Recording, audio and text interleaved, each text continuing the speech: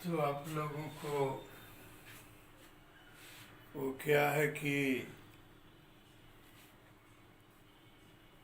Electrostatics का numerical बता रहे थे।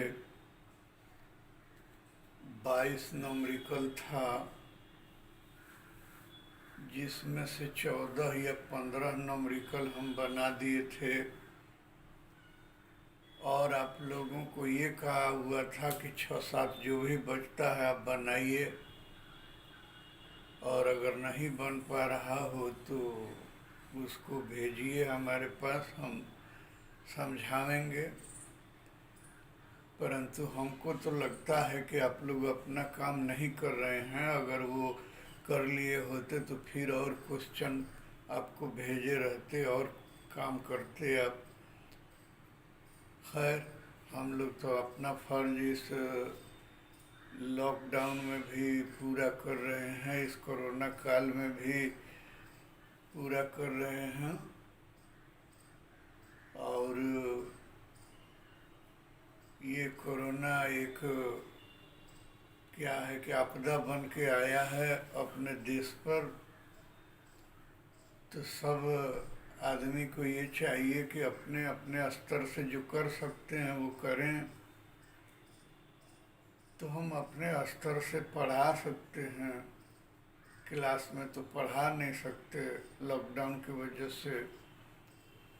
तो हम यूट्यूब पर डाल दे रहे हैं ताकि सब बच्चों को मिले, सब बच्चे लाभान्वित हों। हमसे देश का जितना हो सकता है वो हम कर रहे हैं, परंतु आप लोग तो नहीं कर रहे हैं जहाँ तक हमको समझ में आ रहा है। अभी भी रिक्वेस्ट कर रहे हैं कि इस आपदा की घड़ी में आप लोग ज़्यादा से ज़्यादा मेहनत कीजिए और देश के प्रति समर्पित रहिए। आपका समर्पण इस समय यही है कि आप अच्छा से पढ़ाई कीजिए। खैर, अब टाइम को बिना नष्ट किए हुए हम नया यूनिट शुरू कर रहे हैं, जिसको हम लोग कहते हैं करंट इलेक्ट्रिसिटी। तो ये जो आज आपको चैप्टर शुरू कर रहे हैं, इस चैप्टर का नाम होगा current electricity. Current electricity and electric circuit. Electric circuit, ये आपको चैप्टर का नाम हो गया current electricity and electric circuit.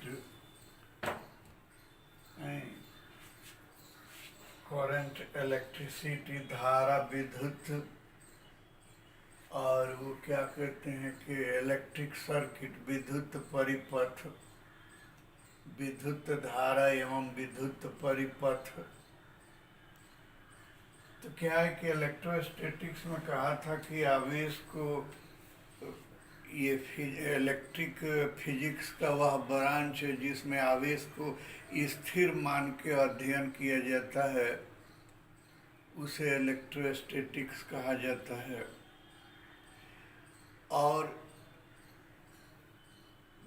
विद्युत की वह शाखा जिसमें आवेश को गतिमान अवस्था में अध्ययन किया जाता है, उसे ही इलेक्ट्रिक करंट कहा जाता है या करंट इलेक्ट्रिसिटी कहा जाता है। और जिस व्यवस्था से विद्युत धारा प्रवाहित होता है उसको इलेक्ट्रिक सर्किट कहा जाता है। खैर, सर्किट की बात हम लोग बाद में करेंगे, पहले हम लोग इलेक्ट्रिक करंट की बात करते हैं। इलेक्ट्रिक करंट, विद्युत धारा। तो क्या है कि ये एक चालक है, तो हम लोग कहते हैं ये छोरे हो गया, ये ए डैश हो गया। तो हम लोग कहते हैं कि किसी चालक से प्रति सेकंड प्रवाहित आवेश की मात्रा को विद्युत धारा कहा जाता है। यानी ये चालक है और इस चालक से 1 सेकंड में जितना आवेश प्रवाहित होता है उसे ही विद्युत धारा कहा जाता है। हमने माना कि इस चालक से t सेकेंड में q आवेश प्रवाहित हो रहा है, तो विद्युत धारा को यदि I माने तो I बराबर हो गया q बाई टी। काहे कि t सेकेंड में प्रवाहित आवेश q, तो 1 सेकेंड में प्रवाहित आवेश q बाई टी। ये विद्युत धारा का फॉर्मूला हो गया। और क्या है कि अगर धारा की बीमा की बात करते हैं तो q का तो हो जाएगा AT और t का तो t हो जाएगा, तो इसका बीमा हो गया m पर पावर 0, l पर पावर 0, t पर पावर 0 e। और क्या है कि इसका SI यूनिट हो गया, तो SI यूनिट C का तो कूलम्ब हो जाएगा, बटा का प्रति हो जाएगा और सेकंड हो जाएगा। इसी को हम लोग बोलते हैं एम्पियर। यानी विद्युत धारा का SI यूनिट एम्पियर होता है और इसे प्रायः हम लोग E द्वारा दर्शाते हैं। तो इस प्रकार हम ये कहना चाहते हैं कि किसी चालक से प्रति सेकंड प्रवाहित आवेश की मात्रा को विद्युत धारा कहा जाता है।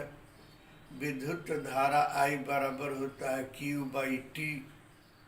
इसका बीमा m पर पावर 0, l पर पावर 0, t पर पावर 0 ए होता है और इसका SI यूनिट ये एम्पियर होता है।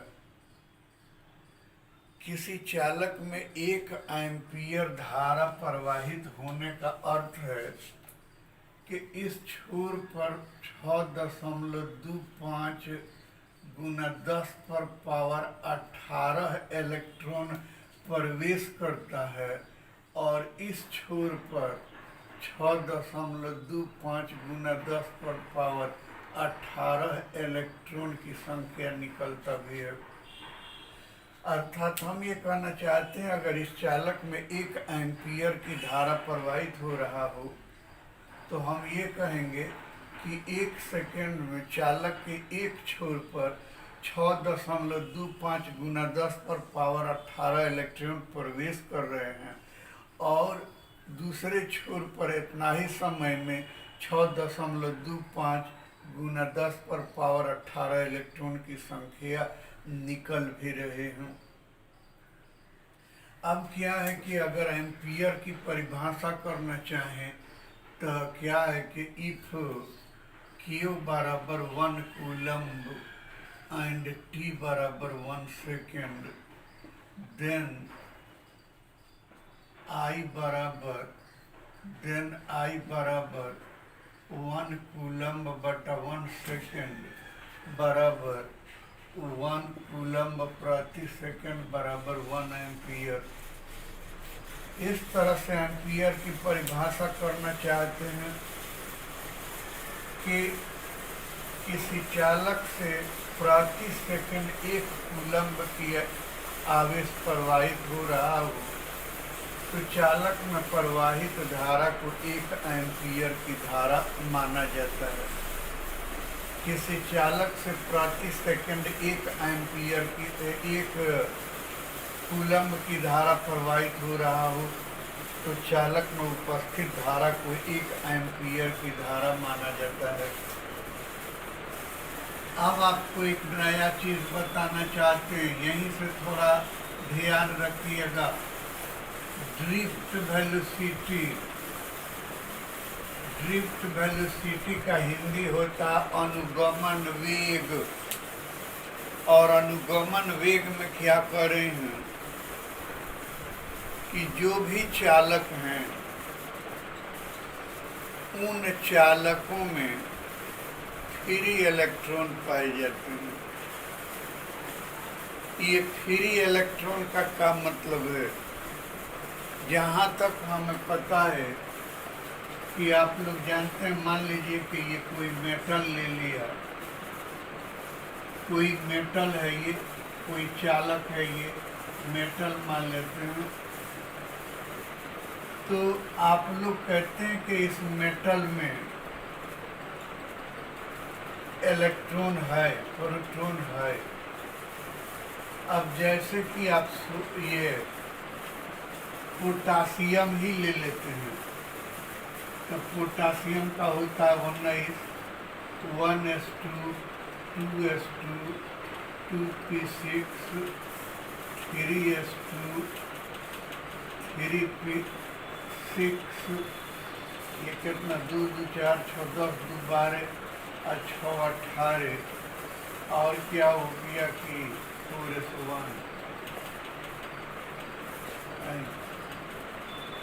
तो अब इसमें क्या है कि आपको इसका वैलेंस इलेक्ट्रॉन 1 है,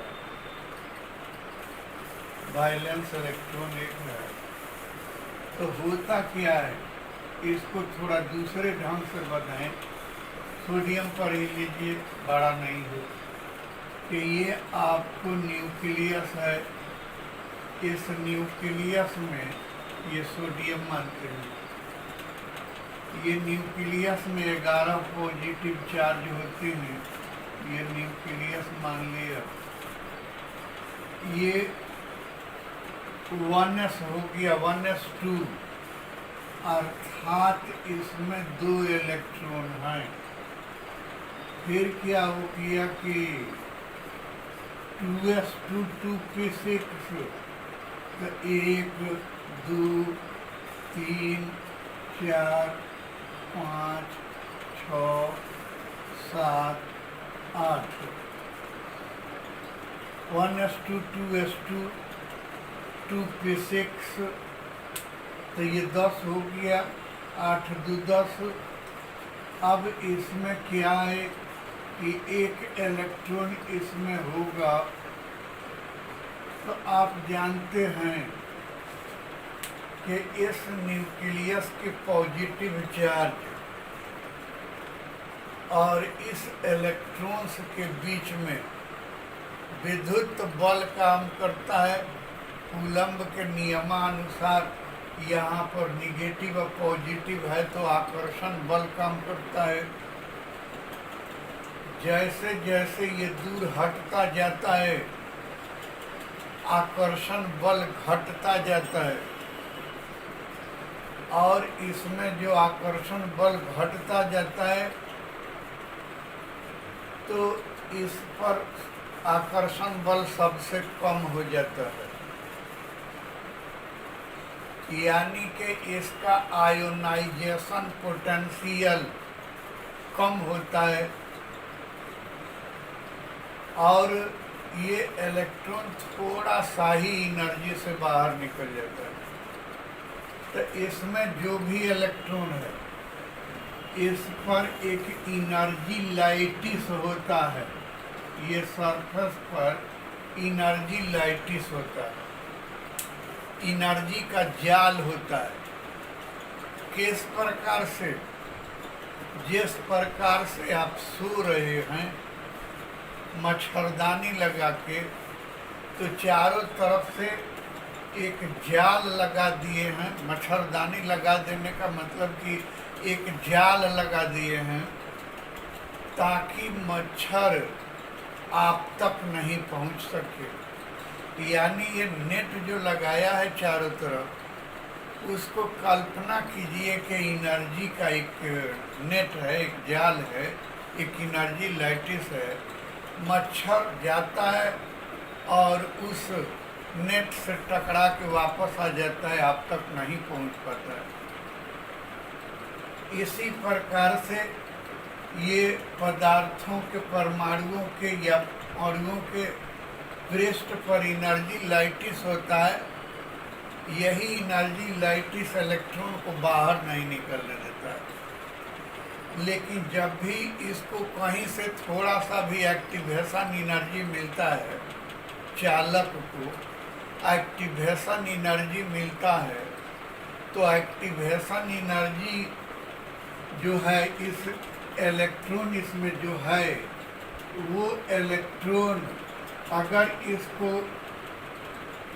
एनर्जी दे दें, एक्टिवेशन एनर्जी दे दें, तो क्या करेगा कि इसका काइनेटिक एनर्जी बढ़ेगा और बढ़ के ये इस एनर्जी लाइटिस को तोड़ के बाहर निकल जाता है। उसी प्रकार से कि एयरगन में गोली भर के कारतूस भर के और तब आपके मच्छरदानी पर चला दें तो मच्छर तो टकरा के लौट जाता है, लेकिन ये गोली आपके मच्छरदानी को छेद के निकल जाएगा। ठीक क्यों? कि इसलिए कि इस गोली, लेकिन वही गोली हाथ में लेके और ऐसे चला दे मच्छरदानी पर तो छेद के नहीं निकलेगा, बल्कि मच्छरदानी के नेट से टकरा के वापस लौट जाएगा। तो एयरगन में भर के चला देने से क्यों पार कर गया? तो इसलिए पार कर गया कि उसका काइनेटिक एनर्जी ज़्यादा है, और हाथ से फेंके तो उसका काइनेटिक एनर्जी कम है, टकरा के लौट आया। काइनेटिक एनर्जी ज़्यादा है तो छेद के पार कर गया। उसी प्रकार से जब इसका काइनेटिक एनर्जी हम एक्टिवेशन एनर्जी दे के काइनेटिक एनर्जी बढ़ाते हैं तो ये बाहर निकल जाता है। अब रही बात फ्री इलेक्ट्रॉन की, तो जो चालक हैं उन चालकों में, जैसे कि एक चींटी का सुराख है जमीन में, पृथ्वी में एक चींटी का सुराख है, घोंसला है जिसमें चींटियां रहती हैं। तो आप देखते हैं कि कुछ चींटियां निकल के उस होल के इर्द गिर्द घूमती रहती हैं, आवारा ढंग से घूमती रहती हैं, और कुछ चींटियां अंदर रहती हैं। इसी तरह से जो चालक परमाणु होते हैं, कंडक्टिंग आइटम होते हैं, उनमें जो भी इलेक्ट्रॉन रहता है उनके बाहरी ऑर्बिट का कुछ इलेक्ट्रॉन अपने आइटम से निकलकर बाहर विचरण करते रहते हैं। मान लीजिए कि ये इलेक्ट्रॉन यहाँ से निकल गया और निकल के ये बाहर में विचरण कर रहा है, तो क्या है कि ये पॉजिटिवली चार्ज हो जाएगा, ये पॉजिटिवली चार्ज हो जाएगा और ये बाहर घूमते रहेंगे। ये आप अगर कॉपर की बात करते हैं तो 1 क्यूबिक सेंटीमीटर कॉपर में 10 पर पावर 29 फ्री इलेक्ट्रॉन पाए जाते हैं। अब आप देख सकते हैं कि कितना अधिक फ्री इलेक्ट्रॉन पाए जाते हैं। और जिस पदार्थ में फ्री इलेक्ट्रॉन की संख्या होती है, जिस पदार्थ में फ्री इलेक्ट्रॉन रहते हैं, वही विद्युत के सुचालक होते हैं। और उस पदार्थ में जितना ही अधिक फ्री इलेक्ट्रॉन होता है, वो उतना ही अधिक विद्युत के सुचालक होते हैं। तो इस प्रकार से हम ये कहना चाहते हैं कि जिस तरह से चींटी के घोंसला के इर्द गिर्द कुछ चींटियां निकल के घूमती रहती हैं, तो उसी प्रकार से चालकों में से कुछ इलेक्ट्रॉन बाहर निकल के इधर उधर घूमते रहते हैं। इसी इलेक्ट्रॉन को फ्री इलेक्ट्रॉन कहा जाता है, स्वतंत्र इलेक्ट्रॉन कहा जाता है। जिस पदार्थ में फ्री इलेक्ट्रॉन पाया जाता है वो विद्युत का सुचालक होता है, जिस पदार्थ में फ्री इलेक्ट्रॉन नहीं पाया जाता वो विद्युत का कुचालक होता है। जिस पदार्थ में फ्री इलेक्ट्रॉन की संख्या अधिक होता है वो उतना ही अधिक विद्युत का सुचालक होता है। ठीक है, तो अब वही हम कहना चाहते हैं ये ड्रिफ्ट वेलोसिटी में कि सभी चालकों में फ्री इलेक्ट्रॉन पाए जाते हैं। सभी चालकों में फ्री इलेक्ट्रॉन पाए जाते हैं। ये एक चालक ले लिया और इस चालक में ये सब फ्री इलेक्ट्रॉन है, ऐसा हमने मान लिया कि ये सब फ्री इलेक्ट्रॉन है, ये सब फ्री इलेक्ट्रॉन है, ऐसा हमने मान लिया कि ये सब फ्री इलेक्ट्रॉन है।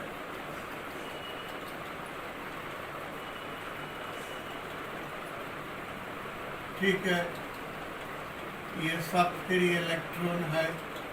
थोड़ा ध्यान पूर्वक देखिएगा, बात समझ में आ जाएगी तो कुछ नहीं है, और नहीं समझ में आएगी तो बहुत कुछ है। तो ये सब फ्री इलेक्ट्रॉन है। और क्या कह रहे हैं कि यह फ्री इलेक्ट्रॉन गतिमान रहते हैं, पदार्थ के भीतर गतिमान रहते हैं।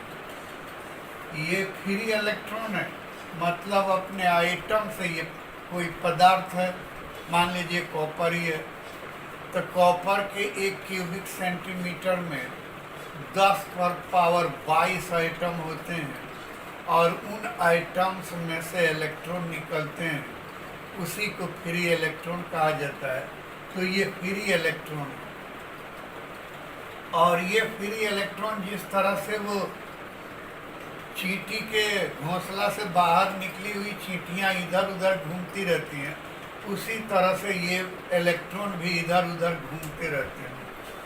तो मान लीजिए एक इलेक्ट्रॉन है, ऐसे चल रहा है, कोई ऐसे चल रहा है, कोई ऐसे चल रहा है, कोई ऐसे चल रहा है, कोई ऐसे चल रहा है। इनके गति का कोई ठिकाना नहीं है कि कौन इलेक्ट्रॉन किधर चल रहा है। ये गैस, जिस तरह से गैस में गैस के अणु गतिमान रहते हैं, उसी तरह से यह इलेक्ट्रॉन पदार्थ के भीतर गतिमान रहता है। जिधर इसको मन में आता है उधर चलता रहता है। यानी हम ये कहना चाहते हैं कि सभी चालक पदार्थों में फ्री इलेक्ट्रॉन पाए जाते हैं। यह फ्री इलेक्ट्रॉन गैस के अणुओं की भांति गतिमान रहते हैं, इसलिए इन्हें इलेक्ट्रॉन गैस भी कहा जाता है। इस फ्री इलेक्ट्रॉन, गतिमान फ्री इलेक्ट्रॉन को इलेक्ट्रॉन गैस भी कहा जाता है। और इनकी गति कुछों से प्रभावित नहीं होता है, किसी भौतिक कारण से प्रभावित नहीं होता है, मात्र एक भौतिक कारण से प्रभावित होता है। इसका ताप बढ़ जाए तो इस फ्री इलेक्ट्रॉन की गति भी बढ़ जाती है। इसलिए इस गति को thermal velocity, thermal velocity of free electrons, thermal velocity of free electrons भी कहा जाता है।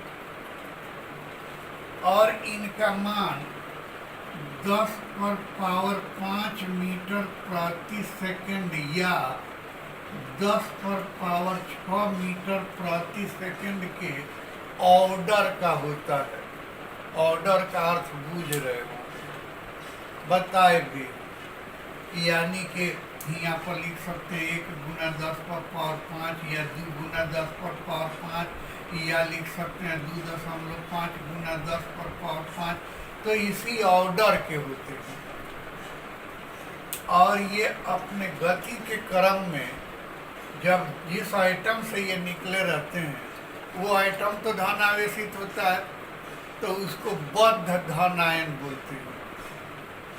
तो ये अपनी गति के क्रम में बद्ध धन आयनों से, बद्ध पॉजिटिव चार्ज से तथा आपस में भी टकराते रहते हैं। इस टक्कर के फलस्वरूप इनके गति की दिशा बदलती रहती है और ये एक्सीलरेट भी होते रहते हैं। लेकिन इन सारे फ्री इलेक्ट्रॉन के गति का औसत मान 0 होता है, जिसके कारण इस चालक में किसी प्रकार का विद्युत धारा नहीं पाया जाता है। पहले इतना ही बात को ध्यान में बैठाइए, उसके बाद इस बात को आगे बढ़ाते हैं। तो क्या बोल रहे हैं, ड्रिफ्ट वेलोसिटी एक लाइन का परिभाषा है लेकिन उसी परिभाषा को समझाने के लिए हम इतना देर से बकबक किए हुए हैं कि सभी चालक पदार्थों में फ्री इलेक्ट्रॉन पाए जाते हैं। यह फ्री इलेक्ट्रॉन पदार्थ के भीतर गैस के अणुओं की भांति गतिमान रहते हैं, जिसके कारण इन्हें इलेक्ट्रॉन गैस भी कहा जाता है। फ्री इलेक्ट्रॉन्स की गति केवल ताप से प्रभावित होता है, जिसके कारण इसे thermal velocity of free electrons कहा जाता है तथा इसका मान 10 पर पावर 5 या 10 पर पावर 6 मीटर प्रति सेकंड के ऑर्डर का होता है। गैस के अणु अपनी गति के क्रम में बद्ध धन आयनों से टकराकर अपने गति की दिशा लगातार बदलते रहते हैं तथा इन सभी गतियों का औसत मान शून्य होता है, जिसके कारण चालक में किसी प्रकार का विद्युत धारा नहीं पाया जाता है। अब क्या करें कि ये आपका यही चालक है और इस चालक से बैटरी जोड़ देते हैं। इस चालक से बैटरी जोड़ देते हैं। मान लीजिए कि इधर पॉजिटिव पोल जोड़ दिया, इधर निगेटिव पोल जोड़ दिया, तो क्या है कि ये आपको इलेक्ट्रिक फील्ड उत्पन्न हो जाता है। इलेक्ट्रिक फील्ड उत्पन्न हो जाता है तो इसमें जितना भी इलेक्ट्रॉन है, प्रत्येक इलेक्ट्रॉन पर बल आरोपित हो जाता है। प्रत्येक इलेक्ट्रॉन पर बल आरोपित हो जाता है। कितना?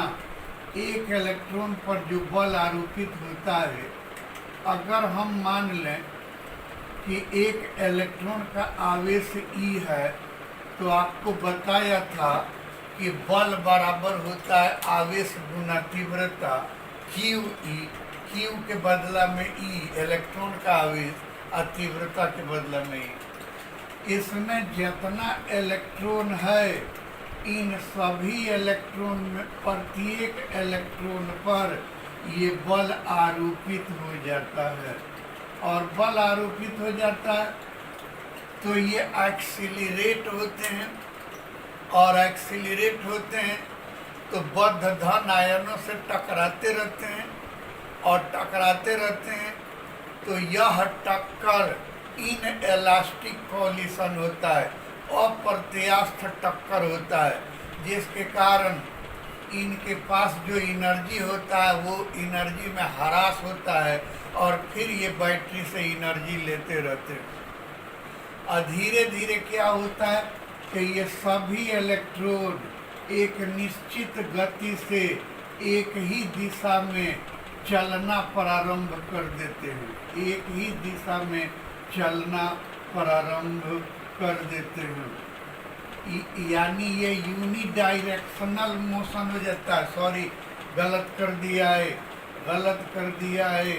वो क्या है कि इधर ऋण आवेश और इधर धन आवेश करेंगे तो विद्युत तीव्रता इधर हो जाएगा और जो है इस पर जो बल लगेगा इस दिशा में लगेगा और ये आपको चलना शुरू कर देंगे एक ही दिशा में।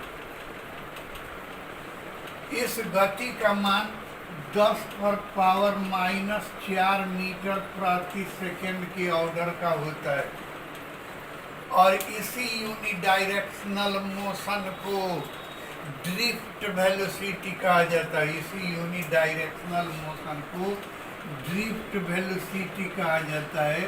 और क्या है कि इस ड्रिफ्ट वेलोसिटी को प्रायः VD द्वारा दर्शाया जाता है। तो फिर एक बार इसको सुनिए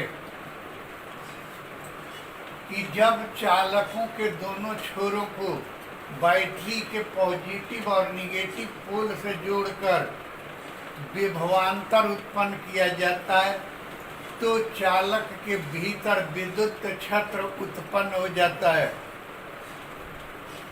जिसके कारण प्रत्येक इलेक्ट्रॉन पर विद्युत क्षेत्र के विपरीत दिशा में बल ई क्रियाशील हो जाता है, जहाँ स्मॉल ई इलेक्ट्रॉन का आवेश और कैपिटल ई उत्पन्न विद्युत क्षेत्र की तीव्रता है। तो इलेक्ट्रॉन पर ई बल क्रियाशील हो जाता है, जिसके कारण इलेक्ट्रॉन एक्सीलरेट होते हैं और बद्ध धन आयनों से टकराते रहते हैं। यह टक्कर इनइलास्टिक कोलिशन होता है, जिसके कारण इनके एनर्जी का लॉस होता है और इस लॉस एनर्जी को वो बैटरी से लेकर पूरा करते हैं। अंत में यह सभी इलेक्ट्रॉन एक ही दिशा में विद्युत क्षेत्र के विपरीत दिशा में गतिमान हो जाते हैं, अर्थात यूनिडायरेक्शनल मोशन प्राप्त कर लेते हैं।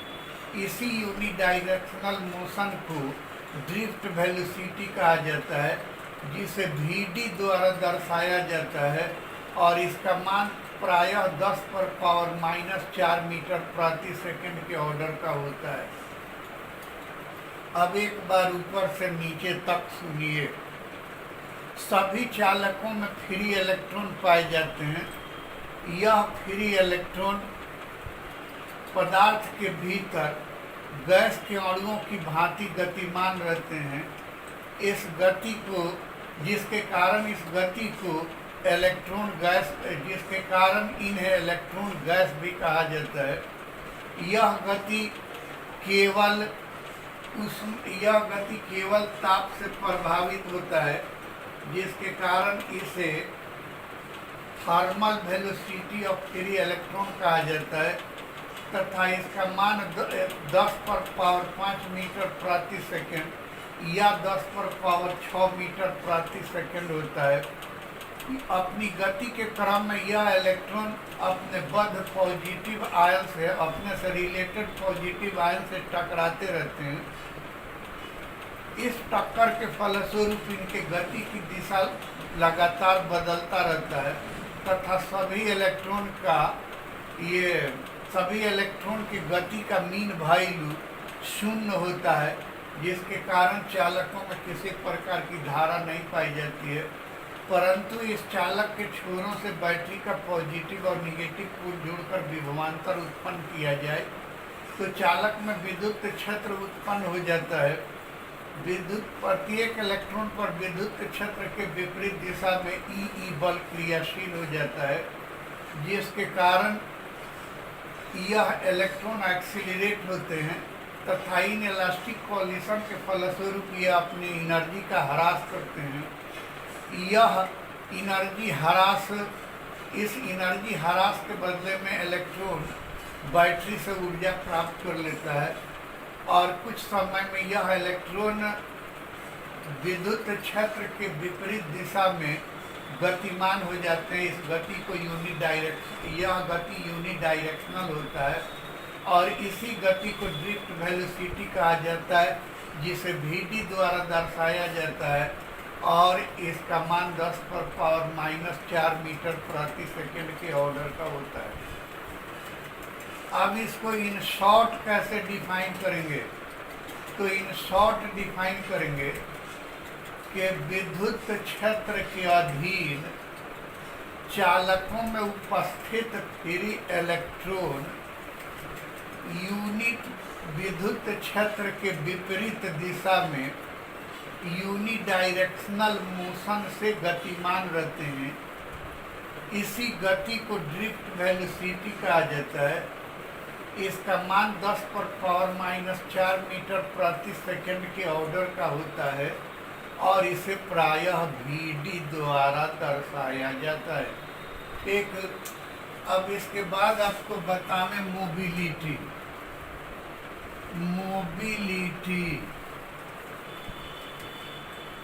गतिशीलता। तो ये क्या कहते हैं कि एकांक विद्युत क्षेत्र की तीव्रता में उपस्थित ड्रिफ्ट वेलोसिटी को मोबिलिटी कहा जाता है। अगर ई क्षेत्र में ड्रिफ्ट वेलोसिटी Vd है तो एक क्षेत्र में ड्रिफ्ट वेलोसिटी कितना हो जाएगा? Vd/E और इसी को हम लोग कहते हैं, वो क्या है कि मोबिलिटी।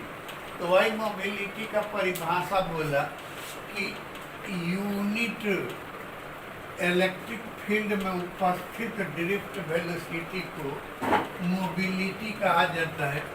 इसका डायमेंशन निकालना हो तो वी के बदला में वी और तीव्रता के बदला में क्या हो जाएगा, एफ बटा क्यू, क्यू तो चला जाएगा ऊपर, तो L T power -1 A T बटा एफ के बदला में एम एल टी पावर -2 बराबर हो गया, एम चला गया ऊपर, एम पर पावर -1, एल से एल खत्म हो गया तो एल पर पावर 0, टी और टी खत्म हो गया तो टी पर पावर 2 ई।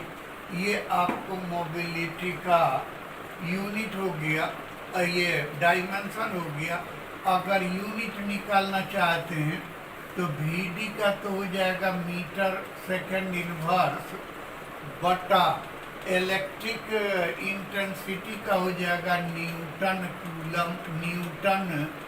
Coulomb inverse. तो बराबर हो गया आपको कितना कि ये आपको न्यूटन, तो न्यूटन को क्या कर दीजिएगा, आप न्यूटन को न्यूटन ही रहने दीजिए। तो इसको क्या करें कि न्यूटन ऊपर चला गया और मीटर हो गया, और ये क्या हो कि ऐसे कर दीजिए ना, Newton second inverse coulomb inverse second inverse, और क्या हो गया कि मीटर। तो हो गया आपको मीटर प्रति न्यूटन कूलम्ब सेकंड। ये आपको इसका मात्रक हो गया, और ये आपको मात्रक हो गया, ये क्या कहते हैं कि मोबिलिटी का। अब इसके बाद से क्या है, इसको अगर बदलना चाहें तो बदल भी सकते हैं। कैसे, तो मीटर स्क्वायर सेकंड पर पावर -1 बटा न्यूटन मीटर कूलम्ब पर पावर -1। यानी हमने क्या किया कि मीटर से नीचे ऊपर गुना कर दिया, तो ये तो जूल हो जाएगा, तो कर दिया भाई, कूलम्ब को ऊपर भेज दिया, जूल को नीचे भेज दिया, इनटू मीटर सेकंड इनवर्स। तो जूल बटा कूलम्ब बराबर वोल्ट, और कूलम्ब बटा जूल बराबर ये 1 बटा वोल्ट। तो बराबर हो गया मीटर बटा वोल्ट सेकंड, तो बराबर मीटर प्रति वोल्ट सेकंड। इसका मात्रक ये भी हो गया। तो प्रायः हम लोग इसका यूज नहीं करके इसका यूज करते हैं मोबिलिटी के बदला में। एक छोटी सी बात और बता देते हैं और बता के छोड़ देते हैं। छोटी सी बात,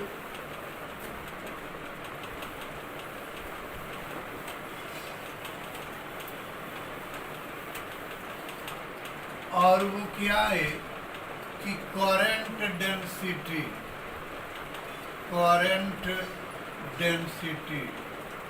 धारा घनत्व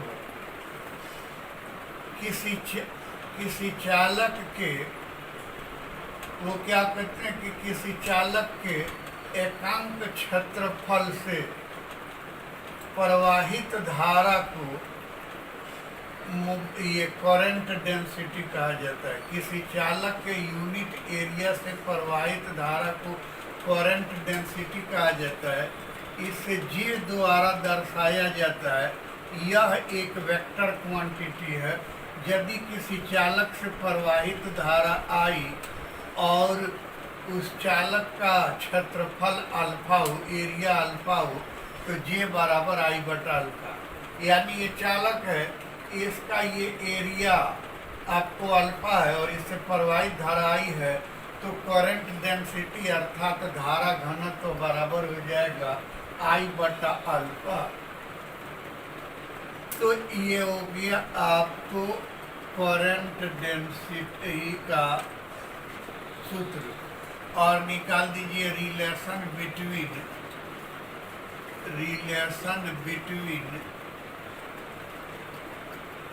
ड्रिफ्ट वेलोसिटी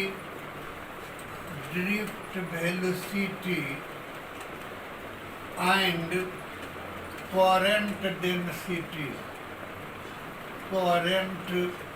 डेंसिटी यानी अनुगमन वेग और धारा घनत्व में संबंध।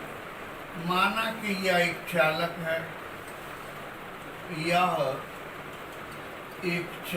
है, ऐसा हमने मान लिया कि ये एक चालक है और इस चालक का क्रॉस सेक्शनल एरिया अल्फा है और इस पर हमने ये विद्युत क्षेत्र उत्पन्न कर दिया है ऐसे।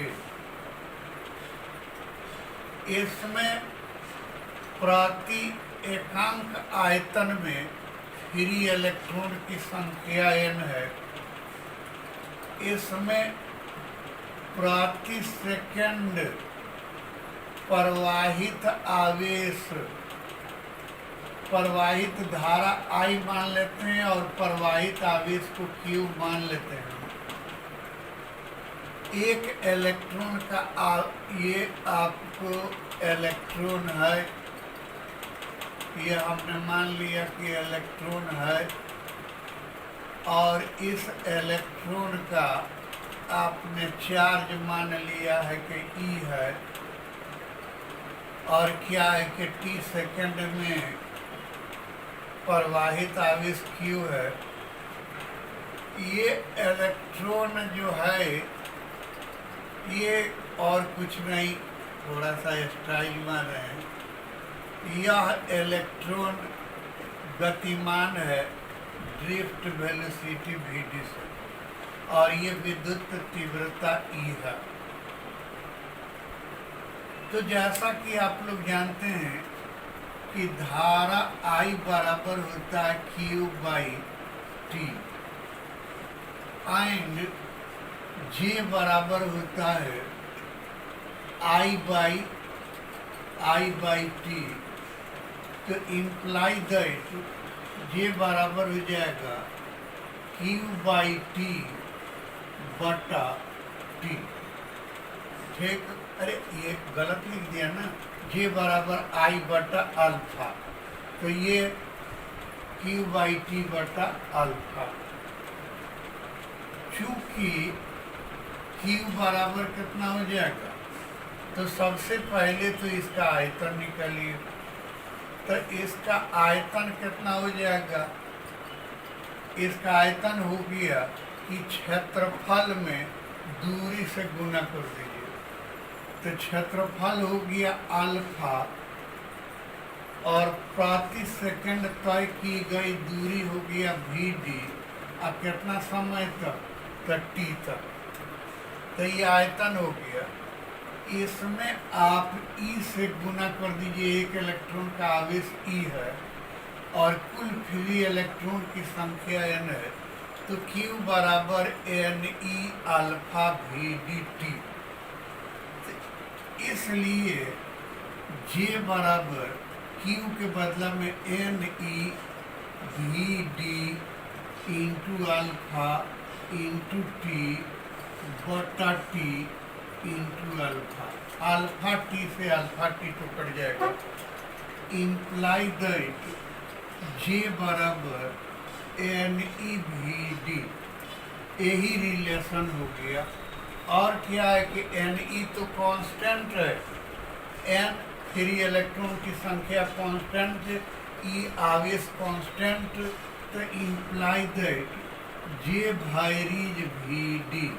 तो क्या कहना चाहते हैं कि current density is directly proportional to the drift velocity, यानी धारा घनत्व अनुगमन वेग का समानुपाती होता है।